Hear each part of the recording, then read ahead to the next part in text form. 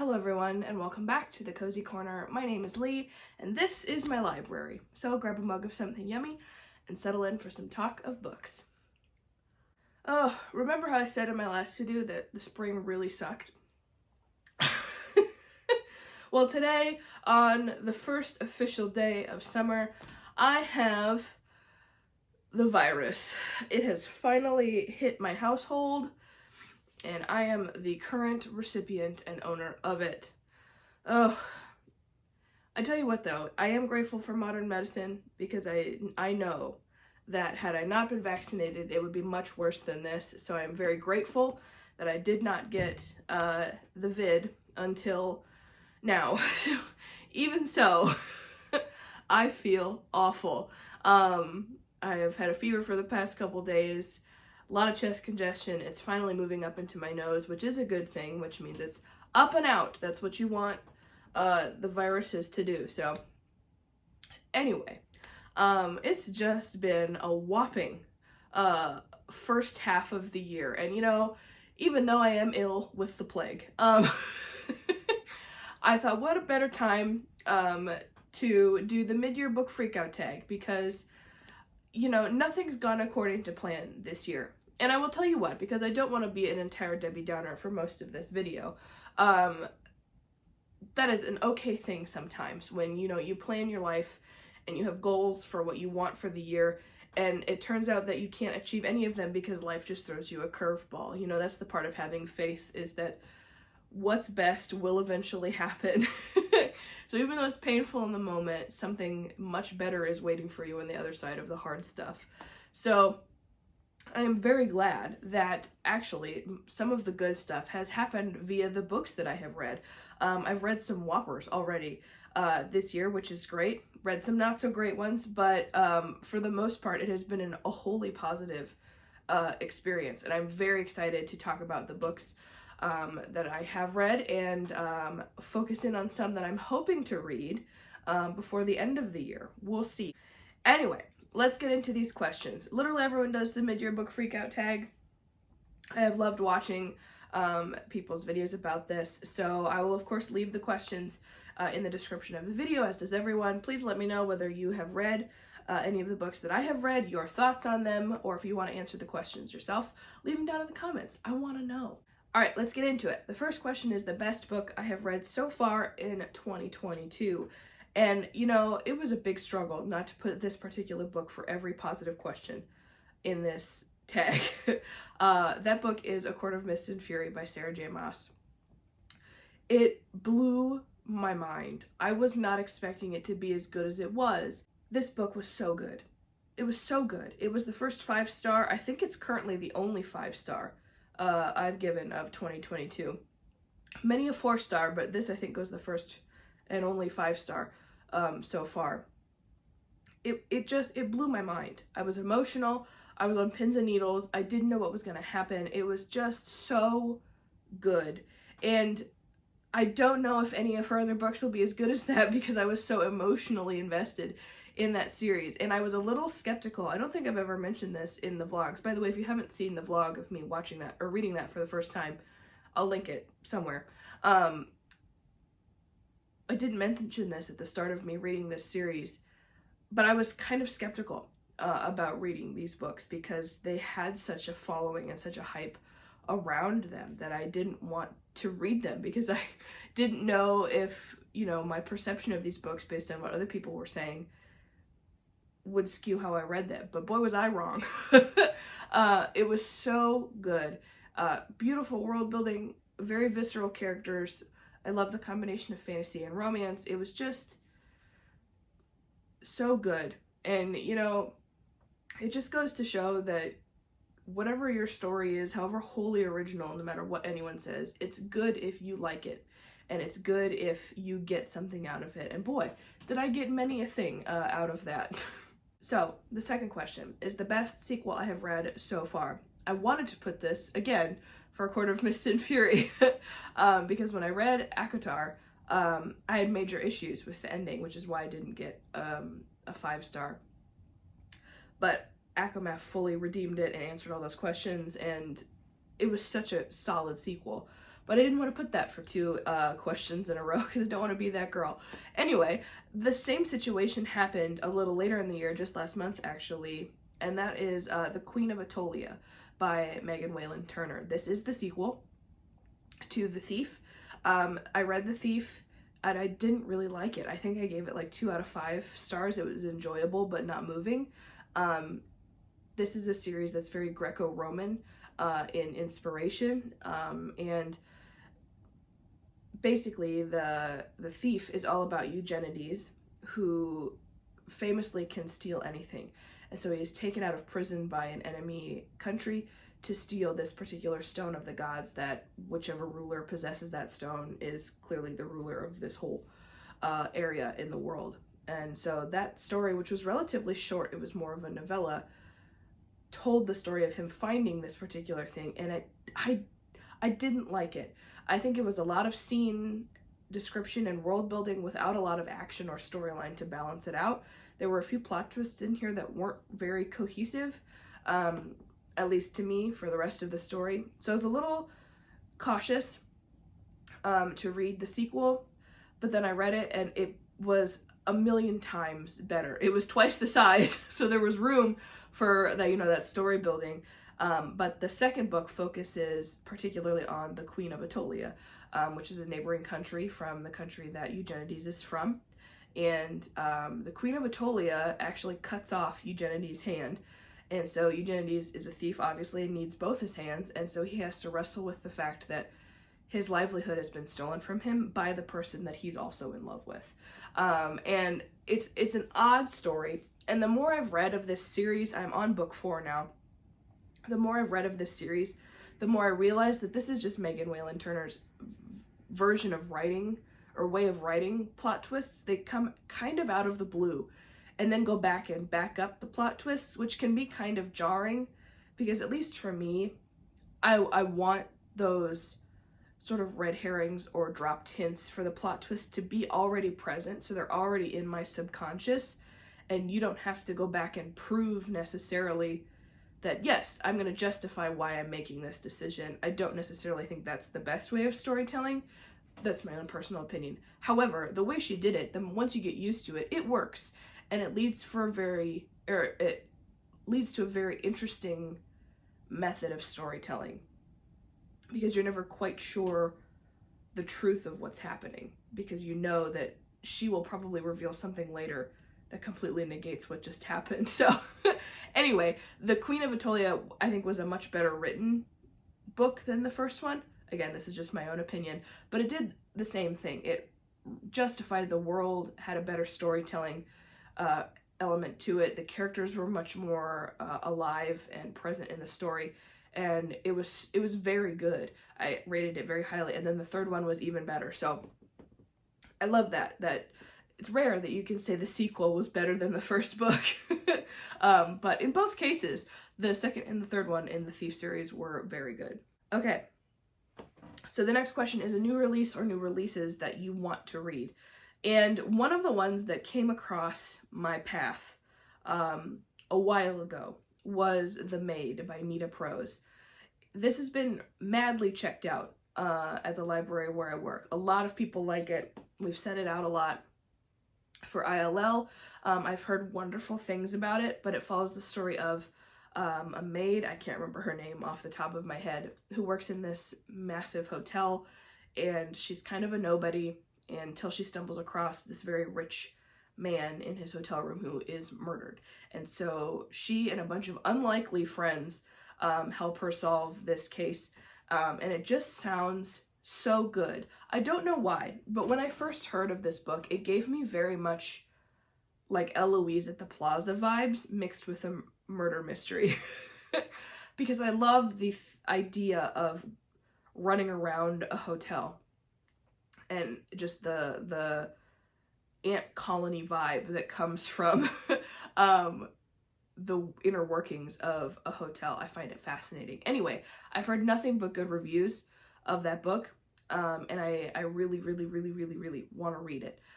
It just sounds like the perfect combo of like a capsule murder mystery. One setting, bunch of characters, I love it. And the next question is the most anticipated release for the second half of the year.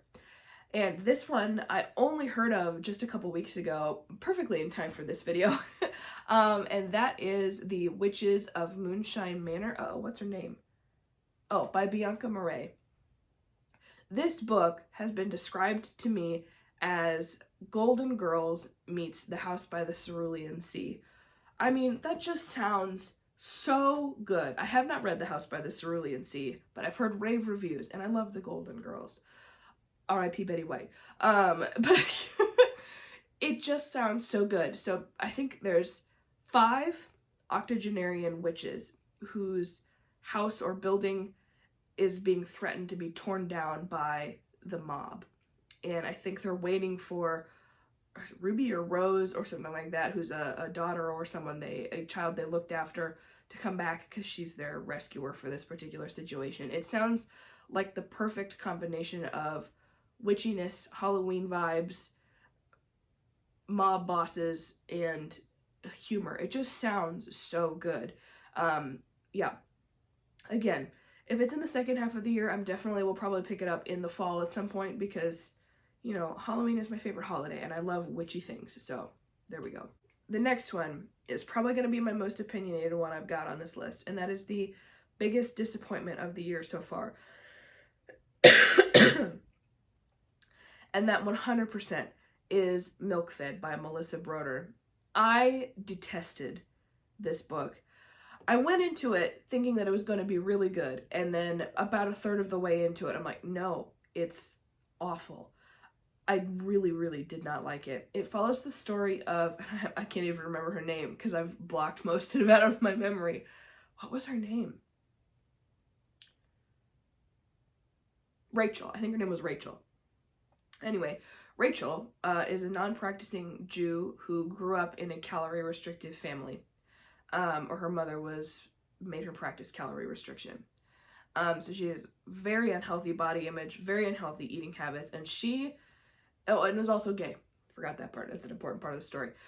She meets Miriam, who is an overweight Orthodox Jew, who is gay. And she also works at a frozen yogurt shop.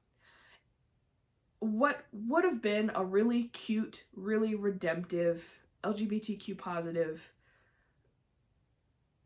uplifting story became the most disgustingly fetishized book I have ever read.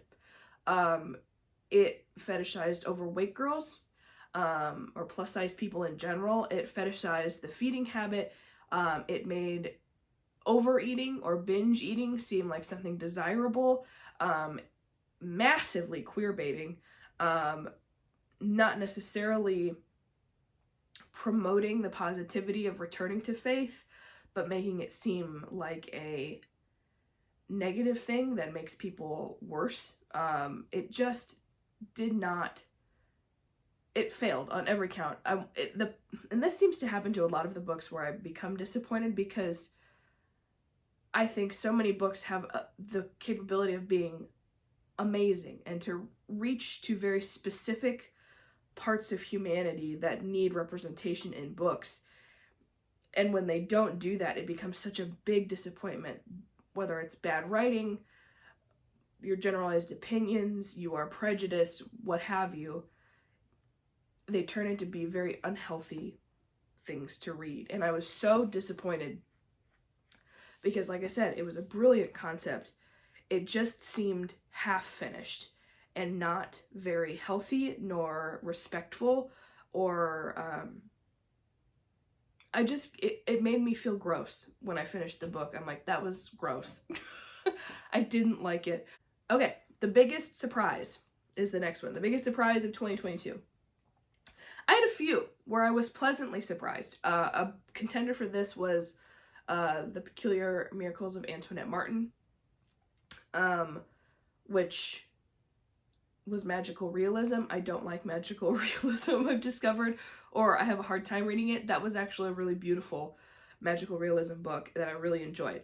But I think probably the biggest surprise was Rocket Boys by Homer Hickam. I read this fairly early in the year, and it follows the story of Homer, obviously, and a group of friends in this coal mining town in Virginia who decide to build rockets. And eventually, Homer and I think one or two other boys become heavily involved in NASA later on in their life. And this book, if you don't know, is what was adapted into the movie October Sky.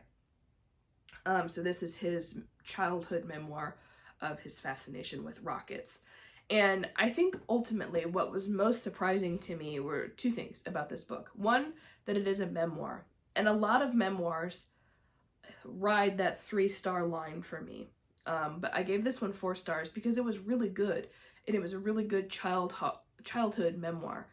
And I was very surprised that I liked it so much, even if it was a memoir. So that was one element. And then the other element was that most coal mining Appalachia style stories are very dark and depressing. And they are not the most uplifting or positive things to read. And yes, while this was very dark and atmospheric and isolated, I still really enjoyed it. There was still that sort of redemptive nature of childhood and dreams and wanting to achieve something and get out of this situation that I really liked and counterbalanced very nicely the sort of drab atmosphere of coal mining Appalachia. So I teared up at a few spots, didn't full on cry, but I did tear up in a few spots. They had picture inserts of Homer's childhood. It was really cute. It was just a good story. A lot of child-parent reconciliation and redemption or exploration of that. Friendships, first loves, science, you know. It was so good. And not a full 5. I don't think I'll ever read it again, but I am very interested in watching the movie now. I have never seen October Sky. But yeah, it was probably the biggest surprise I've had in the first half of the year. Okay, next is favorite new author. Okay, this was also a prompt that I had a hard time filling because I have a few that I really like. Obviously Sarah J. Maas is one of them, but we're not using her as an answer for more than one question. That's a lie. There were a few others, sort of one-offs, that I'm curious to read more about, but I think the one that I was like, yes, this is someone who I definitely will read more of in the future, was Richard Osman, who wrote The Thursday Murder Club. This has been on my to-read list for ever since it came out. I was fascinated by the concept. I love Richard Osman. I'm a little bit of an Anglophile in terms of TV. And I love watching him on Taskmaster. I love whenever he comes on 8 out of 10 Cats. Anyway, it's a part of my brain that is very niche. But I loved The Thursday Murder Club. I thought it was brilliant. Such a unique concept. Very plot twisty. I love all of the characters. And it was the kind of plot twist where it just keeps, and this is why I love Agatha Christie too, because along the way, red herrings and false evidence and possible solutions to this crime were laid along the way for you to be like, ooh, it's just like a big maze of, it could be this thing, it could be this thing, and then you get to that middle part where it's all being revealed and it just keeps taking turns. So there's no possible way you could have predicted what was going to happen. But along the way, all of these other mysteries that you've been teased into following are solved along the way. It was just so good. Anyway, it follows the story of a group of people living in a retirement community. And this new visitor, or this new member of this retirement community gets kind of adopted by this group of people who meet, who were originally led by Penny, I think her name was, who is now comatose. Penny was a detective who solved cold cases, and Penny had a bunch of cold cases that she took from her previous job. And so this group, called the Thursday Murder Club, meets and tries to solve these cases. And then eventually one happens in front of them. And so they're trying to solve this mystery. And it's just a bunch of septuagenarians working to solve murder. And such vivid characters, that dry British humor. I loved it so much, and I cannot wait to read the sequel, which we now have in the house, so I am hopefully going to dig into that at some point. But I just love Richard Osman. I think, like I said, it's such a brilliant concept that was well executed, and I loved him before I read what he wrote, and now I just love him even more. Okay, the next question is newest fictional crush. Newest fictional crush? Yeah. Again, I have many. I shouldn't say many. I have a few, and it was kind of hard to pick because I love them all for different reasons. But I think the one that I am like fully in love with is Tarquin from A Court of Thorns and Roses series. We meet him obviously in A Court of Mist and Fury. See, I told you it was there for multiple answers. Not just the book itself, but I am obsessed with him. I love the Summer Court, love the Oceania vibe, but I think Tarquin himself is such an interesting character because from what we got in A Court of Mist and Fury and a little more in A Court of Wings and Ruin about how he came to power and how his court works was really fascinating. And he just seems like such a bold, independent, kind-hearted boy who just I'm really hoping that if she does write more things in the future in this series, which I pray to God she does, that he gets the best girl. He just needs, or partner, doesn't have to be a girl, he just needs the best partner because he's such a good boy, and he, you know, is probably, I think, the most straight and narrow of any of the characters, with the exception of Rhys, but you need to know Rhys's backstory. Even so, I definitely think Tarquin definitely is on that straight and narrow. He's a good boy, and he just needs the best partner. Or, you know, even if he doesn't get a partner, because you don't need one to be happy, he just needs to have good things happen to him in life. He's just that character that I want to hold close to me and protect because, he's the boy, you know? My newest favorite character, which is the next prompt, I think probably is going to be Eugenides from the Queen's Thief series. I love him. He almost became my newest fictional crush, but then Tarquin was there first. But Eugenides is hilarious. He's brilliant. He is a very kind individual, and you don't see that. You kind of have to dig for it. And again, a lot of his character revealments end up being tied with those plot twists that happened in this series. He presents himself as a very weak sometimes, or angry or mad person. He's a lot of PTSD, but behind that, he is still that sort of cocksure and yet very soft and kind and loving person, and he's funny. Humor, man, I tell you what. He is very funny. And the more I read about him, the more he grows in that storyline, the more I want more. He's just such a good guy.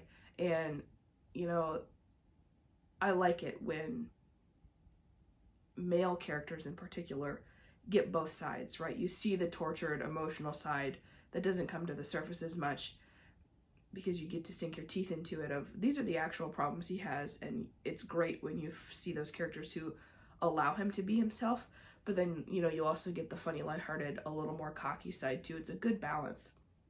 And I love it. Okay, the next prompt is a book that made me cry. I'll give you one guess. Definitely Akamath. Oh, I wept for so long while I was reading that book. So much emotional stuff happened. I think it's because I read it in just over 48 hours, so it was all very fresh. I've had a few tearjerkers, but not one that made me fully cry, except for that book. I won't spend too much time, but like the last 10 chapters wrecked me. Okay, the next prompt is a book that made me happy. There were a few that left me feeling very smiley, but I think probably the one that brought me the most joy this year is a relatively recent one, and that is The Air Affair by Jasper Fforde. This is the first book in the Thursday Next series, and it is everything literary wrapped up into a police detective story. So Thursday Next is the main character. She also almost became my favorite fictional character, because she's so solid.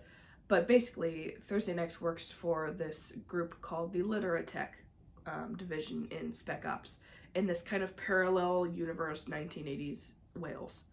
And she deals with literary crimes, so author impersonations, plagiarism, false manuscripts, that kind of thing. Anything to do with book crime, that's what she does. And all of this bizarre stuff happens to her.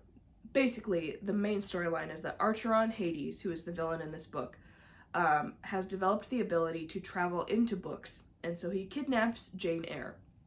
Hence the title of the book, The Eyre Affair. And he kidnaps Jane Eyre as leverage, and Thursday Next's job is to rescue Jane Eyre and, of course, do away with Archeron Hades. And so much bizarre stuff happens in this book. One of my favorite characters in that series, his name is Pickwick, and she's a dodo. A dodo bird. Dodo birds are cloned, resurrected pets now in this parallel universe world, and there are insane book literary references throughout the entire series, crazy character names, absurd situations, time travel, technology that's like magic. So much happens. I'm currently on the 4th book of the series. They've all been great, but I think that's the book that probably made me the happiest, because it was just such a joyride through anything and all book related. Okay, we're coming down the home stretch. 3 questions left. The most beautiful book so far in the year. I had a few that also would have filled this prompt, but I'm only going to pick one because I think it's the thing that stuck with me the most out of this book, and that is The Night Circus by Erin Morgenstern. I understand why there are mixed reviews about Erin Morgenstern in particular. I have not read The Starless Sea, I've only read The Night Circus. But a lot of things that I hear is that it's not very plot driven. The stories are not engaging necessarily, or because this is how I describe it, and it's kind of a pet peeve I had even while I was going throughout school for creative writing. I don't like it when stories have so much flowery poetry language that you can't set your foot down on anything tangible that's happening in the story.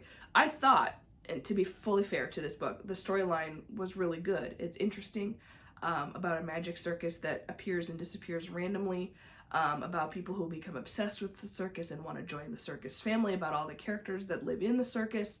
But I agree that it wasn't enough to counterbalance all of the imagery and floweriness that came in the book. That being said, it was beautiful, exquisite writing, very vivid scene and world building. There wasn't a chapter where an image didn't kind of take my breath away of, wow, that was beautifully written or beautifully described. It was very visceral. I can literally see everything that she is describing. The storyline just wasn't enough for me to counterbalance it. I really enjoyed it, but I can kind of see what people were thinking when they leave reviews like that. I have yet to read Starless Sea, but I really loved The Night Circus for its imagery. It was gorgeous, and I can see why a lot of people really do like her. Okay, next question. Need to read by the end of the year. I have a few, and I have them with me. I was going to get out all of the books that I've read, but they're currently stacked, and I didn't want to dig through all of them because I'm not in peak physical form at the moment. I have a couple. One of them I'm currently reading, and that is the entire collected works of Edgar Allan Poe. It is my goal to finish this puppy by the end of the year. It's halfway through the year, and I'm not quite halfway through. I think I'm at 40%. So just to highlight a few that I've actually read, that I've really enjoyed. A few that I've already read that are his big ones: Fall of the House of Usher, Cask of Amontillado, Pit and the Pendulum, which gave me nightmares as a kid, Telltale Heart, Murders in the Rue Morgue. So, you know, there's some big ones that I have read. The one I'm on currently, is The Narrative of A. Gordon Pym, which is his sort of mini novella The rest are all short stories. And then also all of his poetry at the end. So it is my goal to finish this by the end of the year. I am fully enjoying this. I'm not saying that it's a slog to get through, not at all. But it's just such a big book, but it will be cool to have read the entire collected works of a particular author. And what better author than the man of Gothic himself, Edgar Allan Poe. Love you so much. Moody boy. Okay, and then the other two that I really want to read by the end of the year, they've been sitting on my TBR shelves for a while now, that I really want to get to. One of them is Kate in Waiting by Becky Albertalli. I have never read a Becky Albertalli book. And I didn't really want to read Love, Simon, again, because I've heard mixed reviews about Love, Simon, but she's just such a powerhouse of a YA author that I didn't want to not read anything of hers. And this is the one that I think is right up my alley. So this is Kate in Waiting. And it's about Kate and her friend, excuse me, Anderson, are best friends and also theater nerds. And one of my favorite things to watch is Theater Kid TikTok. It's so good. And I love the Toxic Theater Kid TikToks particularly because everyone's met a toxic theater kid. You know who you are. Anyway, basically, Matt Olson shows up, who's a new kid, and both Kate and Anderson both fall in love with him, and then they become enemies and are competing for roles in theater and the boy, and it just sounds so good. And so I'm kind of thinking, the more I talk about this book, that I might just pick it up and plow through it because I'm ill and have time off work, that I'm just gonna do it. But anyway, I do really want to read this. I love this cover. It's so gorgeous. And it just sounds right up my alley. I am an internal theater kid. I'm a wing 3 on the Enneagram scale. So, okay. And the other book that I really want to read by the end of the year, again, that I might just pick up in revolt against my TBR schedule, is House of Leaves by Mark Danielewski. I've had this book. I picked it up on a whim because I have heard insane things about it. I think this is really just, the best way to describe this is that there is a particular house, and it follows the story, I think, of a young family. That's the main one. But it's a bunch of people's reports on the weird stuff that happens in this particular house. And how this book is set up is insane. And I don't know what to make of it. Like, some pages look like this, and some pages, you know, where did it go? Look like this. And some of them, are like this, where there's parts all over. Oh, I don't know what to make of it, but it sounds like something really interesting to tackle. There's photography in here. I did get the full color version. It just sounds so good, and like such a unique book that I really, really, really want to read it. I love the color, the spine of this book. It's so gorgeous. Yeah, the remastered full color edition. We splurged. Oh, anyway. Those are some that I definitely want to tackle by the end of the year. Whether they come up in my TBR or I decide to read them anyway, who knows? Then the final question that I haven't seen a lot of people answer, actually. But the final question is the favorite book to movie adaptation or book to screen adaptation. And I almost just said, based on books that I've read this year, picking ones that didn't come out this year because I haven't read and then seen that many. I almost said Death on the Nile, but then I realized that I haven't actually read Death on the Nile. I've just seen the older BBC version of Death on the Nile with David Suchet as Hercule Poirot. And I'm also not a big fan of Kenneth Branagh right now because he murdered Artemis Fowl. Anyway, so we scrapped Death on the Nile. And I think I'm just gonna say Bridgerton. Because I was obsessed with the first season. Again, I technically haven't read the books, but it's my favorite Shonda Rhimes series. I don't really like anything else that she's done. But even Grey's Anatomy, I had to stop watching, but I devoured Bridgerton. And even though the second season I don't think is quite as good, it's still exactly what I wanted from Bridgerton. I watched Bridgerton the first season like 3 times in a row. It was so good. I'm really curious to see how Where the Crawdads goes. I've seen really good reviews from people who have pre-watched it. It comes out in a couple of weeks, actually, in July. Really curious to see how The Nightingale goes, which comes out in December. My mom's super pumped for that one. And then I just found out today, and I don't know how to feel about this, because one of my favorite current actress obsessions, which is Florence Pugh, the icon, she is starring in The Wonder by Emma Donoghue. And if you don't know, The Wonder was one of my least favorite books that I read last year. I did not like it. It was awful. And that movie is coming out, I think in September, August or September. I didn't know that. And then I saw that today as I was looking up lists of adaptations. And I was like, oh no, I love Florence Pugh so much. And I didn't like The Wonder. So I might hate watch it. We'll see. Unless, you know, Florence Pugh is such a genius. She may surprise me.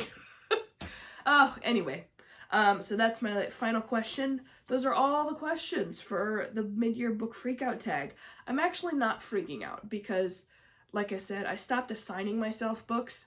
And it's more just, these are books that I really hope I get to, or even if I'm, you know, behind in what I'm supposed to read, I might just read anyway.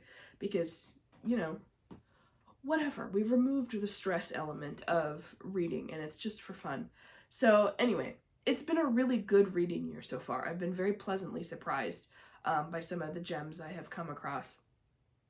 And I know that there will be more in the future that will also be really good. So, in 2022, which had such a promising start and has gone so rapidly downhill, I am glad that there is a shining ray of hope that comes in the form of something that I love doing, which is reading. So anyway, I hope that your mid-year book freakout tags are not stressful like mine. I hope that we all have a nice, easy half of the second year, and that what you read will be good and will uplift you and will teach you wonderful things. So all of these questions will be in the description. I would love to know your thoughts. What are your thoughts on my opinions or the books that I suggested today? And if you like this video, go ahead and give this video a like and subscribe to my channel, because it really does help me out, and let me know what you guys want to see. And as always, thank you to the friends and family who have readily supported me on this journey. It truly means the world to me. And hopefully by the next time I film, I will not be feeling like I got hit by a bus. So who knows? Cheers.